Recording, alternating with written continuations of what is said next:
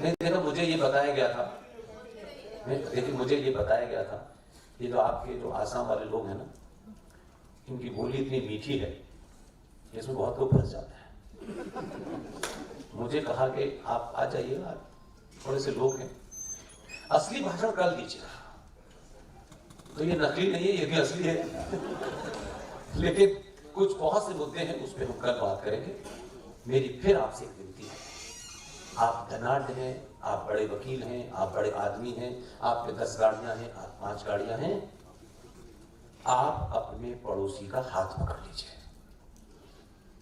पड़ोसी शर्मा जी हैं या दलित है या वो बैकवर्ड है, इसकी चिंता मत कीजिए।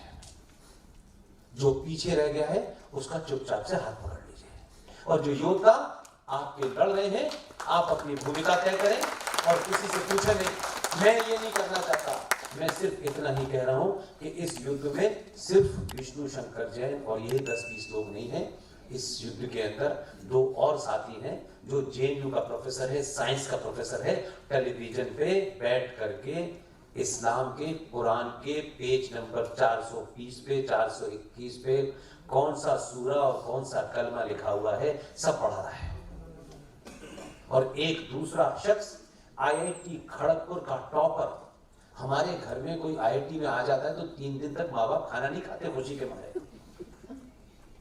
लेकिन ये दौर में अजब दौर देख रहा हूं कि हम जब नौकरी लेने के लिए सरकारें गिरा रहे हैं, एक IIT खड़गपुर का टॉपर एक बेहतरीन कैरियर बना सकता था, उसने सब कुछ छोड़ दिया और आज हिंदुस्तान के सुप्रीम कोर्ट में मंदिरों पर करोड़ों करोड़ों रुपया जो आप अपने आस्था से दान देने जाते हैं, वो सवाल पूछ रहा है देश की सरकारों से कि मेरी आस्था के चढ़ाए हुए मंदिर के पैसे को सरकार किस हैसियत में ले जाती है, जबकि वो न मजारों से लेती है, न गुरुद्वारों से लेती है, न चर्चों से लेती है।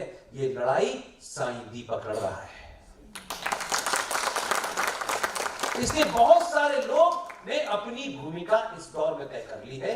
आप अपने घर जाइएगा, खूब देर तक सोचिएगा, आप किसी भावनाओं में मत भइएगा। आप ये सोचिएगा कि मेरा जन्म हुआ क्यों है। खाना खाना, गाड़ी लेना, एक दिन मर जाना, एक दिन बहन का रेप हो जाना, एक दिन मेरे माँ बाप को मार करके इसको कोई समाप्त कर देना, या यहां से मेरा घर लुट गया तो मैं दिल्ली चला जाऊंगा, दिल्ली से लुटेगा तो मैं वहां चला जाऊंगा। भागते रहना है। भागने वाले आदमी के लिए अंत नहीं होता, वो भागता रहता है। जो लोग पैर जमा के खड़े हो जाते हैं, दुश्मन वहीं रुक जाता है।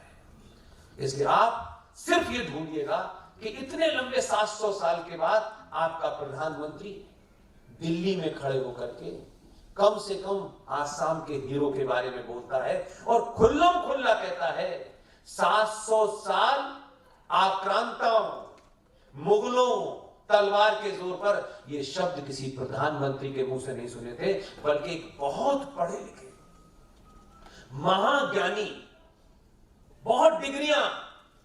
मैं बार बार उनकी मिसाल देता हूं कि दुनिया में राष्ट्र, संस्कृति, मान्यताएं, परंपराएं, सरोकारें कोई डिग्री वाला नहीं बचाता है। जो लोग डिग्री के चक्कर में और मार्कशीट के चक्कर में लंबे समय तक रहते हैं, वो सभ्यताएं इसलिए नष्ट हो जाती हैं कि डिग्री जिसके पास होती है वो पूरा जीवन उस डिग्री के बल पर बचाना और किसी तरह नौकरी में बने रहने से ज्यादा उसका कोई सरोकार नहीं होता। इसलिए मैं ये देख रहा हूं अपनी आंखों के सामने, ना सुभाष को देखा, ना पटेल को देखा, लेकिन एक ऐसा दौर आ रहा है कि आज जिस आदमी को जमीन के नीचे बंद कर दिया गया था, जिसके घर का 1958 तक जासूसी होती थी, जिसके बारे में यह घोषणा करती थी कि वो प्लेन में मारा गया, ऐसा भी दौर आया कि जो असल में जिसने ब्रिटिश साम्राज्य को चुनौती दी और एक सेना बना करके 21 अक्टूबर 1943 को भारत की आजादी की घोषणा की,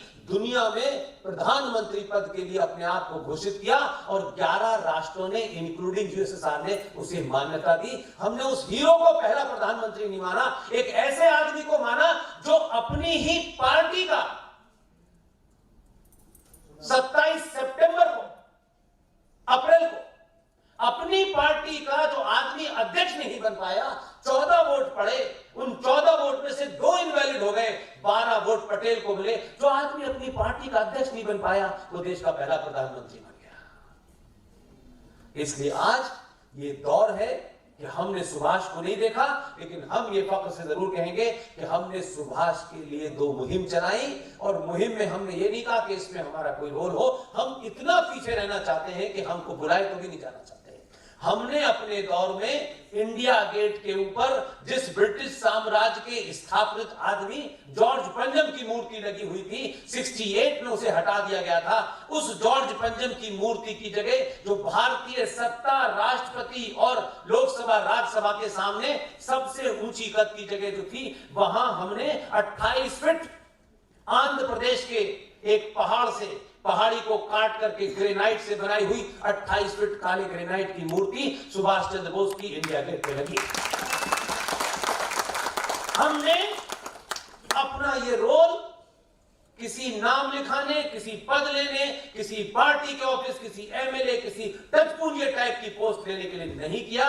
हम ये कहने में हमें फख्र है कि हम नहीं भी रहेंगे तो सुभाष को जो लोग इंडिया गेट पे देखेंगे वो फूल वाले चचा को भूल जाएंगे। अपनी भूमिका तय करिए बिना डर के, और बेटियों से और बहनों से और माओ से एक बात कह के अपनी बात समाप्त, क्योंकि बार बार मेरी बात मुझे कहना पड़ता है, क्योंकि जब भी किसी जगह बोलने जाता हूं उससे पहले ही कोई कभी श्रद्धा हो जाती है, कहीं अंकिता हो जाती है। ये 3 मिनट का 10 दिन तक मेकअप करके टेलीविजन पे बाल्टी से लेके सोना और सोने से लेके साड़ी और साड़ी से लेके पैंट का विज्ञापन करने वाली महिलाएं तैमूर की अम्मी खूबसूरती की परिभाषा नहीं है। हर महिला को, हर बेटी को विज्ञापन देख करके सुंदरता की परिभाषा जीतनी। अगर सुंदरता की परिभाषा उस दौर में देखें तो जिसने जीजाबाई को पैदा किया और जिसने शिवाजी बनाया वो जीजाबाई सबसे बड़ी सुंदरता थी। और इस युग में भी, आज के युग की बेटियों से कहता हूं कि परिभाषा अगर सुंदरता की ढूंढनी है तो बाहुबली की देवसेना में ढूंढो। इसलिए ये श्रद्धा, ये अंकिता, ये इसलिए हो रही है कि माएं भी और बेटियां भी मिसगाइडेड हैं। अपने अंदर झांकिए। खूबसूरती मेकअप से नहीं होती। ये इंटरनेशनल कंपनियां बस सूरत लोगों को खूबसूरत बना के आपके बीच में बेचती हैं और विज्ञापन के नाम पर उनके प्रोडक्ट बिकते हैं। इसलिए हमारा तो वो चरित्र है कि हम रावण भी कहते हैं, आप फिल्म बनाते हैं और रावण जैसे आदमी को दिखाते हैं।